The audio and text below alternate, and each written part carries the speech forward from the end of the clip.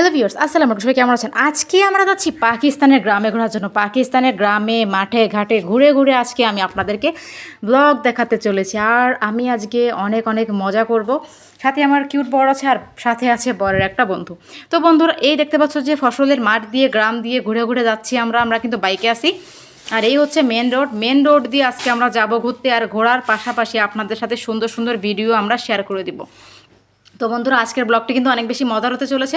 আর পাশাপাশি তোমরা পাকিস্তানের গ্রামের রাস্তাঘাটও দেখে নাও, চারিপাশের সবুজ প্রকৃতি কেমন হয়। তো অনেকে আমাকে কমেন্ট করেছিল যে আপু, পাকিস্তানে তোমার বাসার পাশে কি সবুজ গাছপালা আছে কিনা। আসলে আমার বাসাটা পুরোপুরি শহরে, তো আমরা আজকে গ্রামে এসেছি। তো গ্রামে এসে আমি গ্রামের রাস্তাঘাটগুলো তোমাকে দেখাবো। তবে পাকিস্তানের ইসলামাবাদের সব জায়গাতেই গাছপালা তুমি কম বেশি দেখতে পাবে, কিন্তু গ্রামে একটু বেশি দেখতে পাবে। তো পাকিস্তানের এই যে দেখো রাস্তা দিয়ে আমি যাচ্ছি, রাস্তাটার দুই সাইডে কিন্তু প্রচণ্ড গাছপালা দেখতে পাচ্ছ তোমরা বন্ধুরা।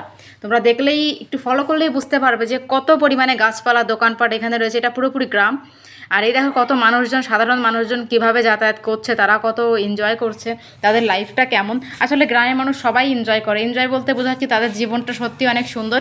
তারা নিজেদের মতো করে বাঁচার চেষ্টা করে, শহরের মতো কোলাহল থেকে তারা অনেকটা দূরে, তাই জন্য তারা অনেক বেশি হ্যাপি আছে। আর এছাড়া দেখো গ্রামের প্রতিটা রাস্তায় কিন্তু আমার কাছে একদম মনোমুগ্ধকর পরিবেশ লেগেছে। চারিপাশে দেখো কত সুন্দর ক্ষেত লাগানো দেখতে পাচ্ছ। এখানে ধানের ক্ষেতও আছে। অনেকে বলবা যে ধানের ক্ষেত কই, ওই দেখো ধানের ক্ষেত। পুরো জমির দুই সাইডে কিন্তু ধান, এক সাইডে কিন্তু ধানের ক্ষেত দেখতে পাচ্ছ তোমরা, ওই সাইডে পুরোই আসলে ধানের ক্ষেত। এখানে আসলে পুকুর দেখতে পাচ্ছ কত সুন্দর, বাট এখানে কিন্তু মাছ চাষ হয় না, এটা জাস্ট এমনিতেই করা। আর এই দেখো আমি একটু স্মাইল করছিলাম তোমাদের সাথে। আর এই দেখো পিছনে পুরোপুরি এটা কিন্তু একেবারে আমরা এখন মেন রোড থেকে বেরিয়ে একটু গ্রামের উদ্দেশ্যে চলে এসেছি। অলরেডি এখন গ্রামের মধ্যে ঢুকে পড়েছি। দেখো কত গাছপালা, তোমাদের পরিচিত লাগে কিনা তোমরা দেখো। এটা কিন্তু মাটির রাস্তা।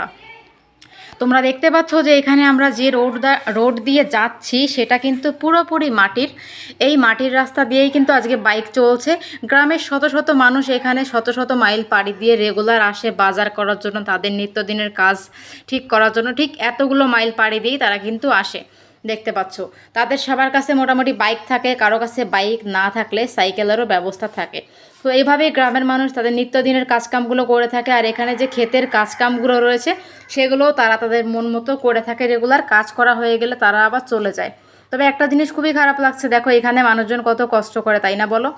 সারাদিন কত কাজ করতে হয় এখানে, জমিতে জমিতে কত কষ্ট করে ফসল ফলায়। দেখো আমার চারিদিকে আসলে ফসলের ক্ষেত তোমরা দেখতে পাচ্ছ, সবই আসলে ফসলের ক্ষেত, এগুলো সবই ধান।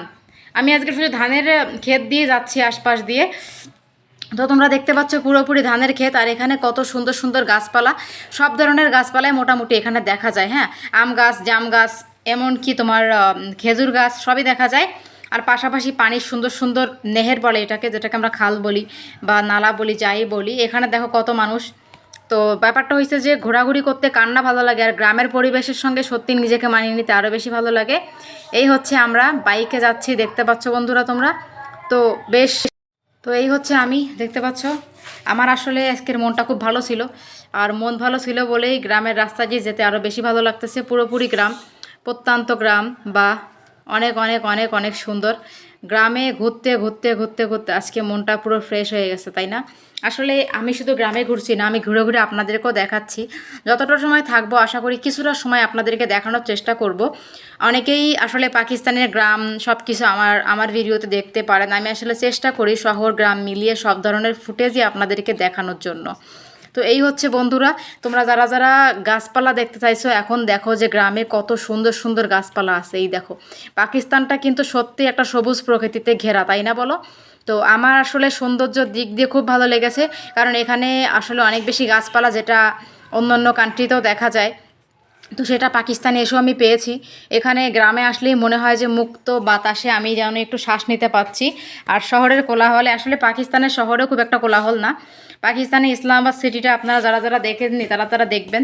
এখানে কোনো রকম কোলাহল নেই, কোনো গাড়ির জ্যাম নেই, কখনোই কোনো জ্যাম আপনারা দেখতে পারবেন না, যেটা আমাকে সবথেকে বেশি অবাক করে তুলেছে। তো বন্ধুরা, এই হচ্ছে ব্যাপার। আর এখান থেকে তোমরা দেখতে থাকো যে আমার বর আর আমরা ঘুরে ঘুরে সব কিছু দেখাচ্ছিলাম। বাট বাতাসে প্রবলেম হচ্ছিলো, যদি মোবাইলটা আমার পড়ে যেত তাহলে অনেক সমস্যা হয়ে যেত। আর আমি একটু কথা বলে নিচ্ছিলাম কী কী বৃত্তান্ত, কোথায় যাব, কোন জায়গাতে যাব। এই হচ্ছে ব্যাপার বন্ধুরা। তো ফাইনালি আমাদের গন্তব্যস্থলে আমরা পৌঁছে গিয়েছি। তো তোমাদের কেমন লাগলো পাকিস্তানের রাস্তাঘাট, সবুজ প্রকৃতি জানাতে কিন্তু একদমই ভুলবে না। এই সবুজ প্রকৃতির প্রেমে কে কে পড়েছো এক্ষুনি আমাকে কমেন্ট করে জানিয়ে দিতে ভুলো না। তো বন্ধুরা দেখা হবে নতুন ভিডিওতে। আমার ব্লগ কেমন লাগে জানিয়ে দিও।